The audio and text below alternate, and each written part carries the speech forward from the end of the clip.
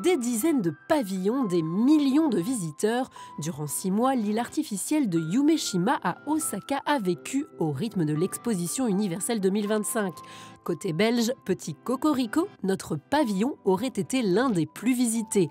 De quoi ravir les entreprises qui ont participé à sa construction, comme la société Buson, basée à Herstal, qui a fourni 4000 de ses plots de terrasse. Nous avons travaillé 4 mois avant avec l'architecte pour pouvoir vraiment être sûr et certain que les plots soient placés dans le bon endroit et tout cela. C'est magnifique de voir que nos plots sont bien sûr utilisés pour tout le rooftop, cette terrasse accessible avec le restaurant. Buson avait déjà participé à l'exposition universelle de Dubaï en 2021, mais il n'était pas question de rater le Japon.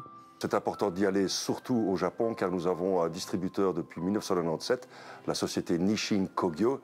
Et grâce à Carlo Coseng, notre directeur Asie, il a pu faire en sorte que l'on puisse être sponsor en fournissant les plots gratuitement.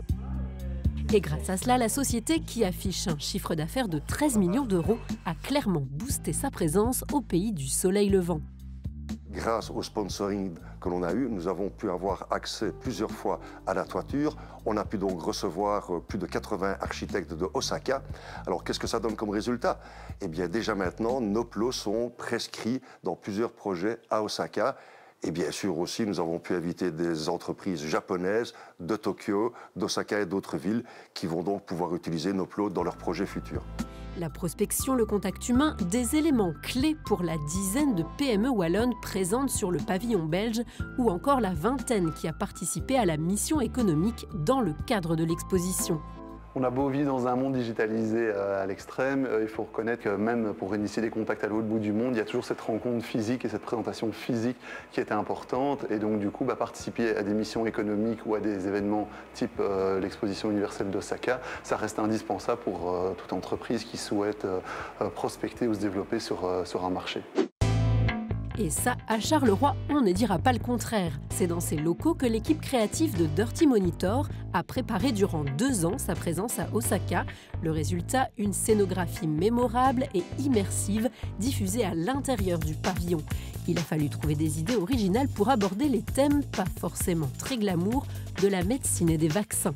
Le concept général qu'on a choisi de développer, c'est le kintsugi. Donc, c'est un art japonais qui consiste à la réparation de poteries anciennes avec de l'or et qui transforme un objet cassé en un objet d'art, en fait. Et c'est un peu le fil conducteur qui a été utilisé pendant toute la scénographie de notre expo. Spécialisée dans le mapping vidéo, cette PME travaille sur les 5 continents dans de nombreux événements prestigieux, mais elle tenait aussi à sa place au Japon. Depuis l'Expo universelle de Dubaï, il y avait une volonté de créer quelque chose de plus ambitieux et de plus créatif que ce qui avait été fait dans les scénographies précédentes. Et donc, suite à ça, on a décidé de former un consortium avec des entreprises wallonnes, flamandes, bruxelloises, les meilleures chacun dans leur discipline, pour pouvoir répondre à l'appel d'offres de la meilleure des manières. Et on s'est battu à la loyale et on a gagné. Après 6 mois d'expo, l'équipe a toujours le sourire aux lèvres. C'était déjà notre premier vrai projet au Japon. Donc potentiellement ouvrir des portes dans un pays où on n'avait pas encore vraiment travaillé. On a pu faire venir des partenaires, des clients pour voir notre travail. On est en discussion maintenant avec plusieurs partenaires au Japon pour potentiellement faire des projets, notamment sur le château de Himeji, sur lequel il y a chaque année du vidéomapping. Une belle expérience donc ici, comme chez Buson. Aujourd'hui, les 2 entreprises ont d'ailleurs déjà les yeux tournés vers l'exposition universelle 2030 qui se déroulera à Riyad, en Arabie Saoudite. C'était génial pour nous de pouvoir représenter notre pays. Ça nous a offert évidemment une belle visibilité. Avec Dirty, c'est la 3e expo universelle dans laquelle on était impliqués. Donc voyons ce que Riyad 2030 nous amènera.